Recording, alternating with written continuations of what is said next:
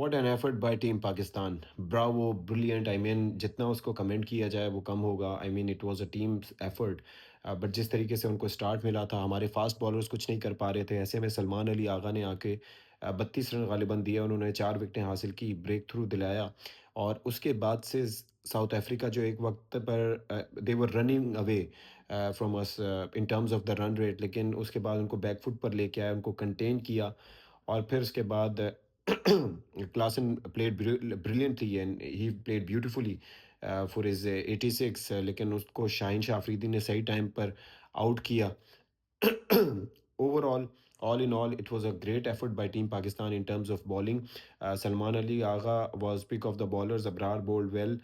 Normally, I don't appreciate the type of bowling he does. I mean, मुझे लगता है कि he's an average bowler.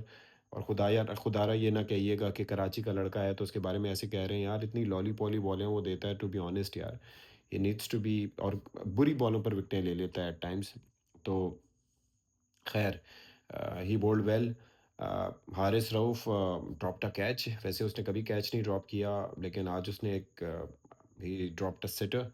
लेकिन खैर पाकिस्तान ने उनको कंटेन किया 240 तक। उसके बाद जब बैटिंग आई हमारी, तो उसके अंदर एक चीज़ मैं हमेशा से अनफॉर्चुनेट देखता हूँ, जो कि रिजवान और बाबर का खासा होता है। वो होता है कि ये हमेशा स्लो खेलते हैं और उसके बाद फिर प्रेशर डाल देते हैं, और जब इनकी बारी आती है कि ये खतरनाक हो जाएं, उस वक्त ये वक्त अपनी विकटें गंवा देते हैं।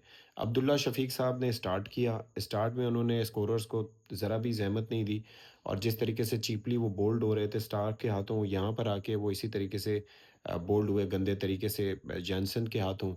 आई मीन क्या यार, आप एक स्टॉप करने जा रहे हो, बॉल रोकने जा रहे हो। यार मेरे जैसा बंदा अगर रोकने पे जाए तो अच्छे तरीके से बॉल रोक लेता है, बॉल की लाइन में आके आपको रोकना होता है। लेकिन आप यार, मतलब आई मीन आपके स्टाइल ही ख़त्म नहीं होते और आपसे बॉल नहीं रोकी जाती। खैर उसके बाद बाबर आजम आए। I mean, he played all right for his 23 or whatever he scored. He's the number one batsman in the world. I mean, and the way he plays, he's not sure of his shots. पता नहीं क्या मसला है। खैर toe end of the bat से ball लगी और उसके बाद जी इन्होंने विकेट अपनी गंवा दी। फिर उसके बाद रिजवान साहब आए। वो वही वॉकिंग शॉट्स खेलते हुए वो बुमराह के हाथों भी आउट होते हैं। वो जो भी अच्छा बॉलर होता है उसके हाथों आउट हो जाते हैं, और यहाँ पर भी उन्होंने अपनी विकेट गंवा दी। लेकिन वो अगर खड़े रहते तो शायद मैच जीतने के बजाय हम हार ही जाते। सलमान अली आगा, ही प्लेड अच्छा। Kamran Ghulam, he was a bit unlucky. मैं कहूँगा कि साइम अयूब के हाथों वो रन आउट हुआ। लेकिन वो होता तो शायद हमारे चांसेस और अच्छे होते, क्योंकि ही इज़ अ गुड बैट्समैन। लेकिन इंशाल्लाह वो अगले मैच में चांस उसको फिर से मिलेगा। वो अनलकी रहा। लेकिन उसके बाद सलमान अली आगा ने आके जिस तरीके से साइम अयूब ने ख़ास तौर पे यार 22-23 साल की उम्र में जिस तरीके से उसने इस इनिंग्स को पेस किया यार। जिस बॉलर ने 2 ओवर तकरीबन उसको पिलाए थे, 14 डॉट बॉलें खेली थीं साइम अयूब ने गालिबन इन अ गो। लेकिन उसके बाद 1 ओवर में जिस तरह से उन्होंने 22 रन बनाए, और उसके बाद वो ऑन एंड ऑफ हिट करते रहे। जिस ओवर में उन्होंने अपनी रबाडा के ओवर में अपनी सेंचुरी मुकम्मल की, क्या खूबसूरत बैटिंग की ये बंदा। आई मीन ये सेंचुरी अल्लाह ताला की तरफ से उसके लिए तोहफ़ा है, because he was playing selflessly.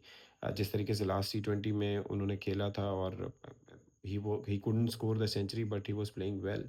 He is a fearless batsman. और यहाँ पर एक चीज़ मुझे अच्छी ये लगी कि ओडीआई के हिसाब से जहाँ पर उन्होंने अपना टेम्परामेंट लूज़ नहीं किया। जिस तरीके से I am sorry, I am having this condition, my chest is infected and I am having this flu. और लेकिन इस तरह से मैं सही बोल नहीं पा रहा। लेकिन I wanted to talk about this because he batted brilliantly. I mean, like he's exceptional in terms of fielding. और मैं क्रिटिसाइज़ करता था इसके नो लुक शॉट पे कि जी आते ही कैसे मार देता है, लेकिन अब ही इज़ प्लेइंग सेंसिबली। और जब कोई सेंसिबली खेले तो आपको उसको अप्रिशिएट भी करना चाहिए। बहुत ज़बरदस्त तरीके से पाकिस्तान की जानिब से इनिंग्स को उसने बिल्ड किया और अपनी सेंचुरी मुकम्मल की। बहुत अच्छा होता कि अगर एंड तक वो खड़ा रहता, लेकिन रबादा ने उनको आउट कर दिया। फिर उसके बाद उसी ओवर में इरफान नियाज़ी जिस तरीके से आउट हुए, I expected more from him कि आई मीन थोड़ा बेहतर वो खेल जाता, लेकिन ऐसा नहीं हुआ। फिर Shaheen Shah Afridi as usual good for nothing allrounder नुमा चीज़ बने फिरते हैं, लेकिन ही कुड हैव अंडरस्टूड कि भाई मैं क्या कर सकता हूँ और मेरी लिमिटेशंस क्या है। लेकिन फिर मारने गए और गंदे बोल्ड हुए, जैसे कि हम देखते हैं कि किस तरह से बोल्ड होते हैं। लेकिन Salman Ali Agha held his own. Naseem Shah is a sensible guy और he had a good partnership with him.